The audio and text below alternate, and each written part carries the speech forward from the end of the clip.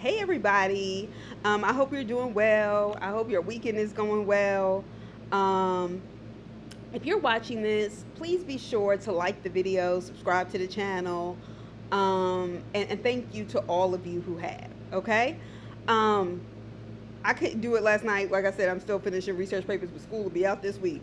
Whew. Anyway, so I'm back for another review, the finale of Love After Lockup, Love During Lockup, Too Good to Let Go, Season 5, Episode 30. Candace and Andrew. I hate to laugh, but it's just my, because I know people get scammed, and I know what it is to get scammed, okay? Not like this, but still, to have your money kind of taken from you and you feel duped, I get it. But Andrew, it was something about that $500 a month for child support and the money you weren't putting away for your child to take care of somebody who was in prison just never sat well with me. All right. So anyway, Candace gets her hair done. She feels better, I bet. Anyway, Andrew is at home not sleeping and making up the beds, and she told him she don't really want to be with him like that. She's calling Andrew needy after being in a person-to-person, face-to-face relationship with him for 2 days. Okay. Now, I don't think he's needy per se in the way she was trying to make it seem. I think he was affectionate and she didn't like him. Okay. Anyway, she asked if he's going to still let her stay at the apartment over the phone. Okay, mind you, she's not even looking at checking for him like that. And she said, even though we had that conversation yesterday, and he says yes. So she had, called her parole officer to expect a call from him. Talk about, I told you when I heard she was stealing, she's criminally minded. There's a difference between making a mistake or just not calculating the consequences. We've seen an example of this. Brittany and how her life changed. Brittany Marcelino. How her life changed significantly. You can do that when you want to be better. Anyway, she says she won't see him before he leaves. And, you can just leave the key under the mat. I said, girl, you don't have no mercy. And Andrew, after you agreed to let her stay, she don't even have DC to come and see you, and y'all in the same city. How she get the money? Never mind, I ain't gonna even start. Anyway, so he's writing her a letter as he leaves. He's going back to New Jersey, and he's letting her have the apartment and the car. That expensive ass truck. 3 months later, she's married to a whole other man. She married to Ishmael. Okay, she said they were dating for about 6 or 7 months before she went to prison, and then he went to prison too. I already knew he had been to prison. For something in me told me he had already been. They knew each other, whatever. He's driving around in another man's car, and unless somebody tells me that wasn't the case, that I didn't see what I saw or thought I saw, he's driving around in another man's car, and he said they got married because they wouldn't be able to be together as former prisoners if they didn't. Wow. That's a whole lot of a lot. Anyway, and I'm washing clothes, so forgive my look. And my family's coming this weekend. My brother's coming. And so is my sister and my mom. So I probably won't do Love and Marriage Huntsville tonight either. Anyway, so she sent him a card pretending that they have continued their long distance relationship, doing some arts and crafts. To keep the car and the apartment, basically trying to lead him on. What kind of man do you have, Candace, that is willing to live off another man? A shitty one, a scam artist, okay? And Andrew, I'm going to need you to at least Google what a dream catcher is. It isn't to remind you of all the dreams y'all had together. A dream catcher is to catch your nightmares in indigenous cultures. Just saying. All right, she broke it off with him. He broke the apartment lease and took back the truck. Good thing. You need to take it all the way back to the dealership and quit paying on it because it ain't worth it. She still has the ring he bought her on with Ishmael. I said, get the fuck out of here. First of all, neither one of y'all got no shame because you wearing another man's ring. You ain't even take it off. You wearing it like he gave it to you. Child. Move next. Okay. Tell Teenie and Rob, we didn't really get much with them. They go to the pick him up from the prison. She's kissing him all in the mouth outside the prison. I don't know why that bothers me. I guess I just don't feel like toothpaste is toothpaste in prison the same way. And I'm just like, oh, take a shower. Okay. I get it, but at the same time, no. He said it's easy to be a man behind a wall, but he's ready to be a man on the outside. No, it's not. You've been in there since you were about 18. And I'm not going to even say, Rob, that I don't feel like you got an extensive and excessive sentence, because I do believe that. I don't think you need to be in prison that long. But I also don't think you really learn how to be an adult in prison. That's why people come out and they're, learning what it is to be in a relationship, learning what it is to have multiple women at one time that you may or may not get access to by dating. Like, miss me, brother. Miss me. Okay? Not brother. I'm going to let that go. So anyway, he goes, and I'm just like, you need to take time to grow up. So, girl, if you were going to be doing all that, keep your baby at school that day. Because when you said your daughter had testing, that says to me it's the same time of the year that your son should be in school. You should not have taken him out for that. That is not his biological father. Okay? He asked her to pull over because he needed a second to himself to take it all in. And I felt like, oh, maybe he don't want to be around. She was like, are you okay? And he was like, yeah. Then a little boy follows him out. Now, he don't have no problem with that. It don't seem like it. I'm concerned, and this is just, I won't say I'm concerned. It caught my eye. That he seemed to be happier to see the kids, or the boy, than he was to see Teenie.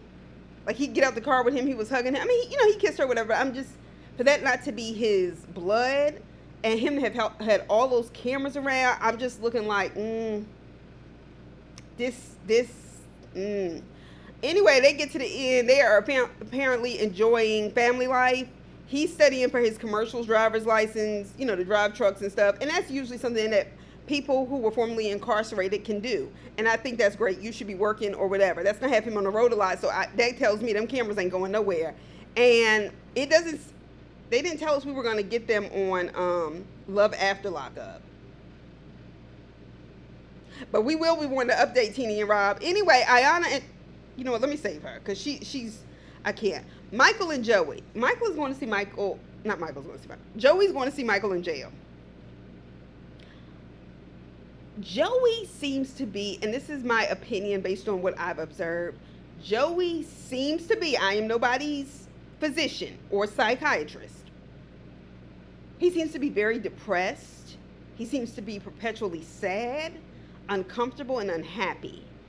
And I think, like I've said before, I think he's still adjusting to the fact that he's admitted outwardly that he's gay. I think his family, loves him, and even though he may have been for years. And I do think, additionally, he's a shy person. But I also think he is just not happy. And Michael's not going to make him happy.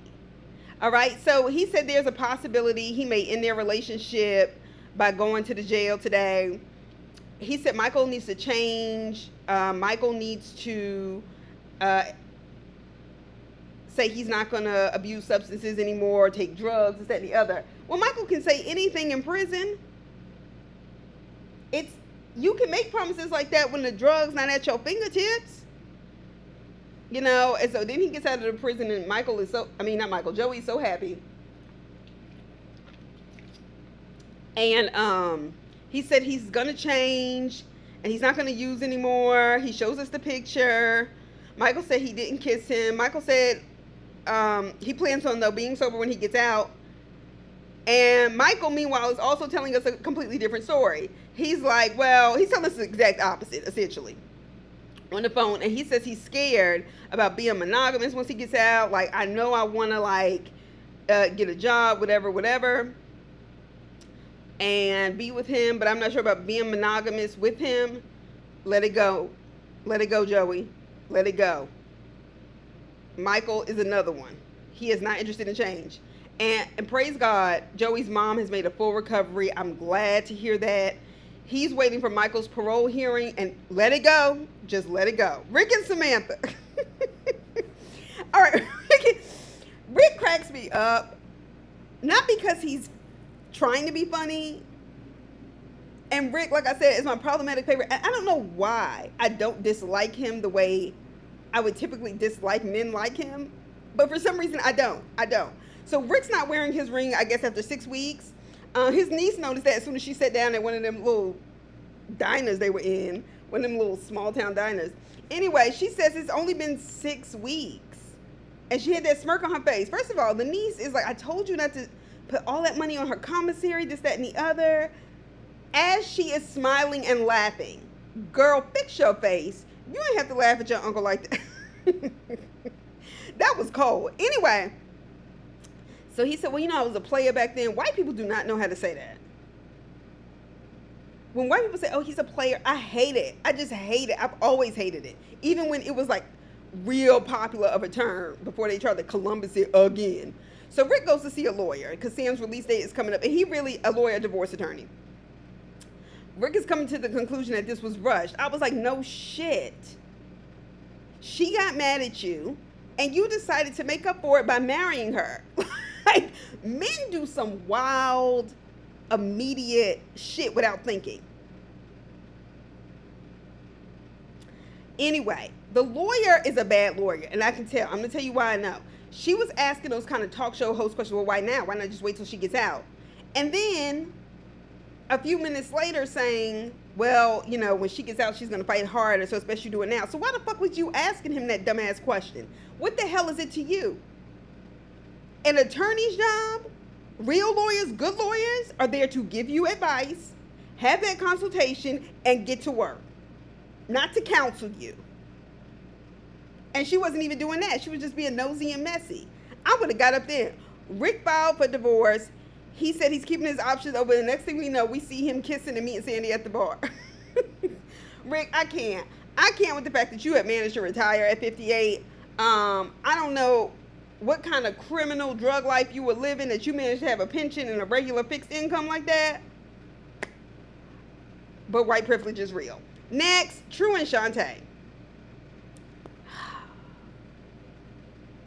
This is getting sad. Like I said, I don't think everybody's funny because I really just feel like Shantae has a lot going for her and her self-esteem is just really, really low. And she really feels like this is the only kind of man she can have. This is the best she can do. And so her behavior reveals that, right? So Shantae's savings have been almost depleted. It's less than $1,000 in there. And her niece even guessed in her low amount. She said, about $4,000.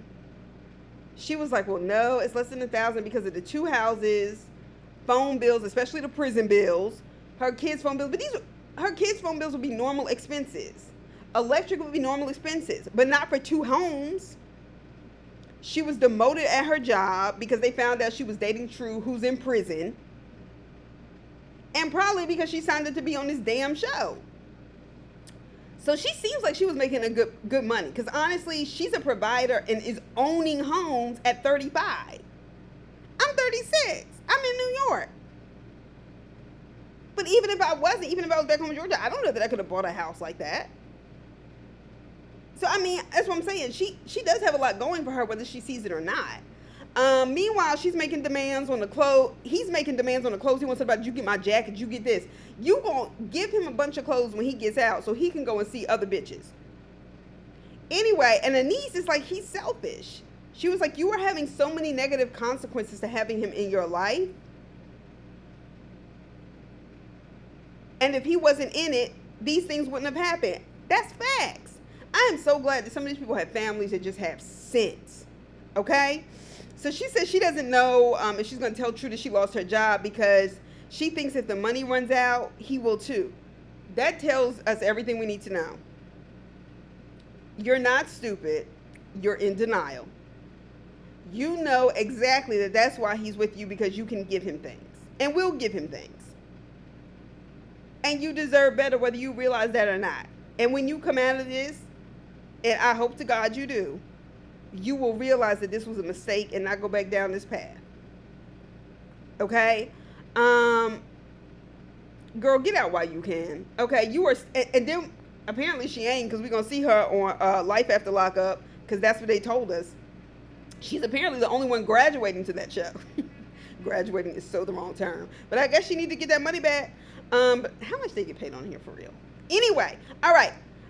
You are still going to be supporting a man that is probably costing you more than all of your children combined.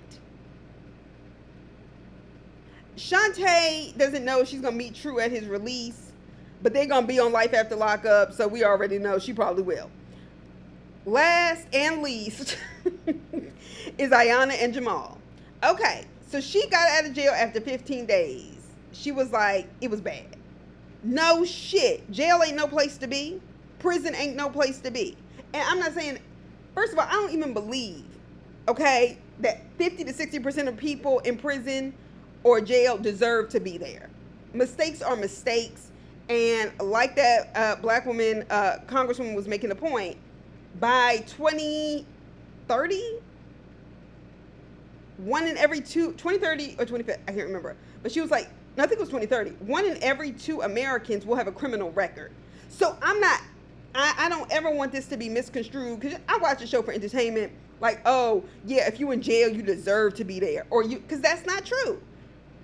But Ayanna, your poor behavior and your dumb ass fucking hood rat thinking didn't have to get you there.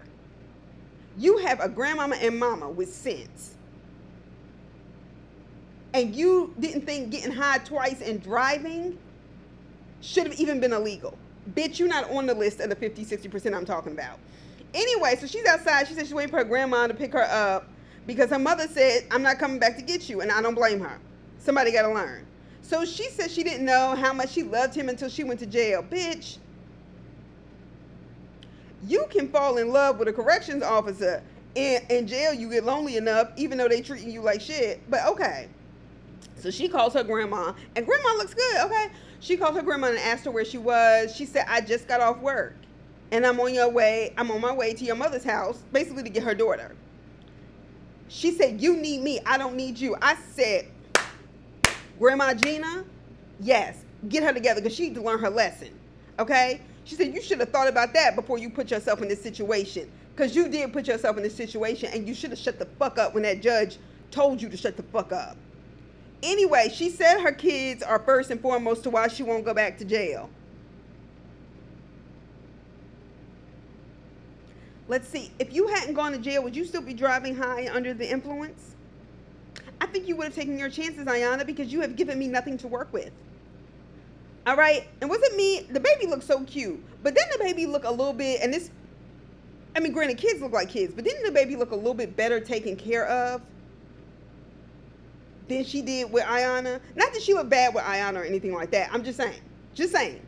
Let me stop, because I don't want to say nothing bad about nobody's kid. All right, anyway. So they're at the restaurant, and she's ordering steak or whatever, because the food was bad in prison, I bet.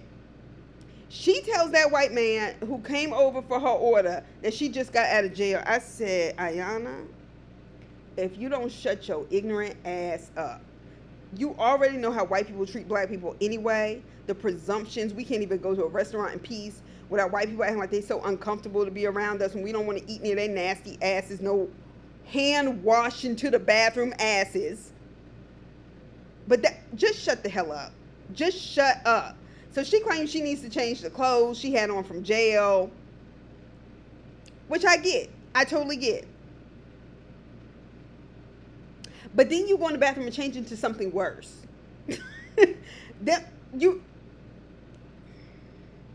Baby, you might as well just go home taking a shower and your whole family went out to dinner. Because truth be told, never mind.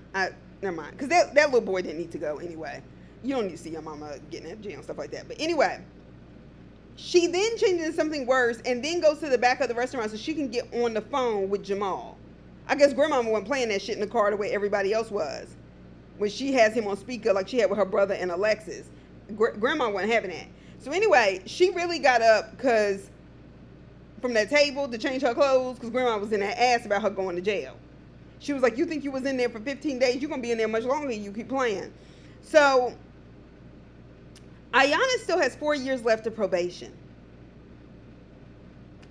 because she couldn't stop running her mouth and then acted like it was the judge's fault that she couldn't, quote unquote, feed her daughter. No, you had time to feed your baby. You did. You were too busy on the phone with Jamal talking about a bunch of fucking nothing. That should have been your first priority that morning. I'm not saying that judges don't get crazy, but that was one of them, you know what? I've had enough. Anyway, you could get a college degree in that time. And all this could have been avoided if you would have just said, you know what, I'm sorry. Jamal's still in jail till the end of the year. He is not trying to marry her. Can't nobody respect you if you don't respect yourself. And any chick that will go and date her best friend's man like that, and not only that, y'all met during COVID. You already know how that goes. Anyway, that is my review. I hope y'all have a great weekend, and I will talk to y'all soon enough. All right, bye.